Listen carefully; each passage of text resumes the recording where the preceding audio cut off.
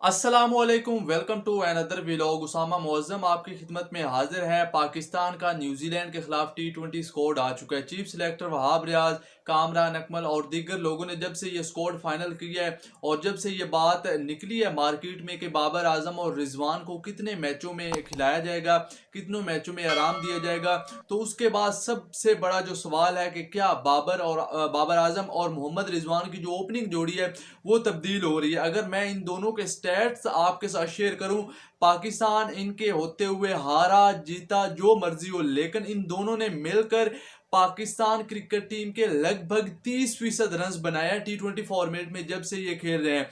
दोनों ने मिलकर तकरीबन 2509 रन बनाए हैं। मोहम्मद रिजवान और बाबर आजम ने T20 में मिलकर दोनों ने ओपनिंग स्टैंड 2509 रन बनाए हैं, जो कि अगर दुनिया में देखा जाए तो दुनिया की कोई भी दूसरी ओपनिंग जोड़ी इतना करने में कामयाब नहीं हुई। और अगर आप इनकी एवरेज देखो तो 52 रन की एवरेज बनती है, यानी कि ये हर इनिंग के अंदर 52 से ज्यादा की शराकतदारी कायम करते थे।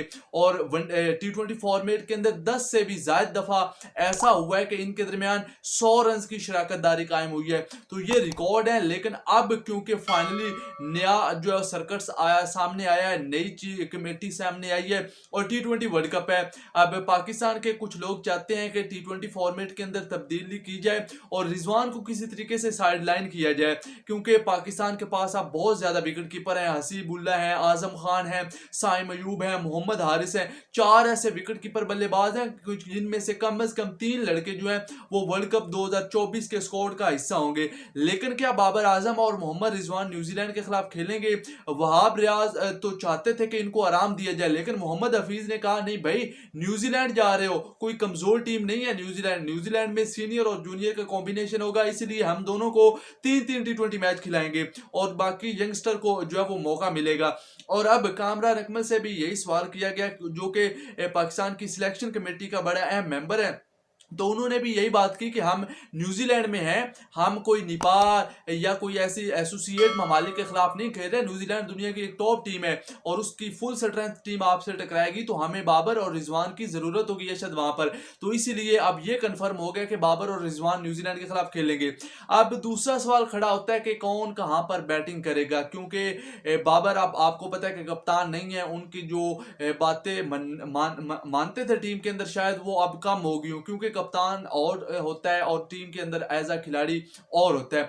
अब पाकिस्तान का जो हफीज है और ये दीगर लोग हैं, ये चाहते हैं कि सबसे पहले पाकिस्तान पावर प्ले को अच्छा यूटिलाइज करे, क्योंकि T20 वर्ल्ड कप 2022 जो हमने फाइनल में शिकस्त खाई, उसमें पाकिस्तान की शिकस्त की बड़ी वजह यही हुई थी कि बाबर आजम और मोहम्मद रिजवान का जो आगाज होता था वो इंतहाई सुस्त होता था पहले 6 ओवर के अंदर। T20 वर्ल्ड कप 2021 का सेमीफाइनल भी आप देख लो तो पहले 6 ओवर या जब तक बाबर आजम 13-14 ओवर दोनों ने मिलकर खेले, इंतहाई सुस्त बैटिंग की है।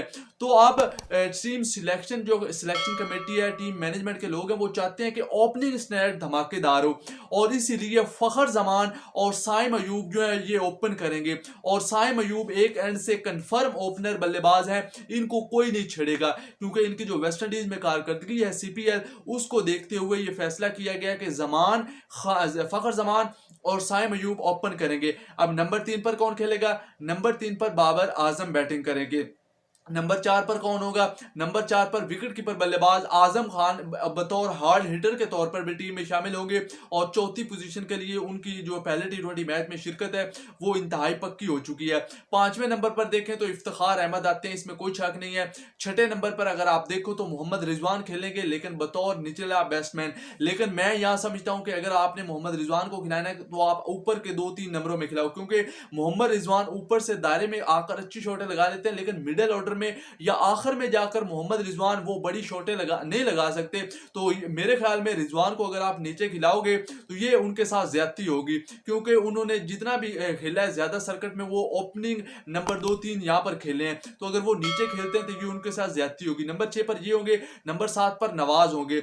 उसके अलावा नंबर 8 की बात की जाए, अब न्यूजीलैंड के अंदर फास्ट ट्रैक होते हैं, आपको पता है बाउंसी विकेटें होती है, फास्ट ट्रैक होती है, तो वहां पर एक स्पिनर के साथ आप 4 फास्ट बॉलर जो है वो रखते हो। तो इसीलिए आमिर आमिर जमाल बेहतरीन ऑलराउंडर है, वो होगा। नंबर 8 पर 3 फास्ट बॉलर होंगे। अब 3 जो 4 मैं नाम बताऊंगा उसमें 2 कंफर्म है, शाहीन और हारिस कंफर्म है, 2 ये हो गया। अब एक बॉलर और होगा। अब एक उस बॉलर के अंदर वसीम जूनियर भी हैं, जमान खान भी हैं। अब इन दोनों में से कौन सा टीम पाकिस्तान के अंदर शामिल होगा, मुझे तो ज्यादा जो इम्कानात लग रहे हैं वो वसीम जूनियर के हैं, क्योंकि कम से कम पहले टी20 मैच में आप जमान को नहीं खिलाओगे। अब दोबारा प्लेइंग 11 आपके साथ शेयर करूं तो फखर और साइम ओपनिंग करेंगे, नंबर 3 पर बाबर होंगे, नंबर 4 पर आजम होंगे, नंबर 5 पर रिजवान इफ्तिखार होंगे, नंबर 6 पर रिजवान होंगे, जो कि उनके साथ शायद ज्यादती होगी। नंबर अगर 7 पर बात की जाए तो शादाब, 8 पर आमिर जमाल, 9 पर अगर देखे जाए तो 9, 10 और 11 3 फास्ट बॉलर होंगे, जिनमें शाहीन, हारिस, जमान खान या उनके साथ मोहम्मद वसीम जूनियर, ये कॉम्बिनेशन होगा पाकिस्तान का। जो पाकिस्तान के लड़के हैं, साहबजादा फरहान भी हैं,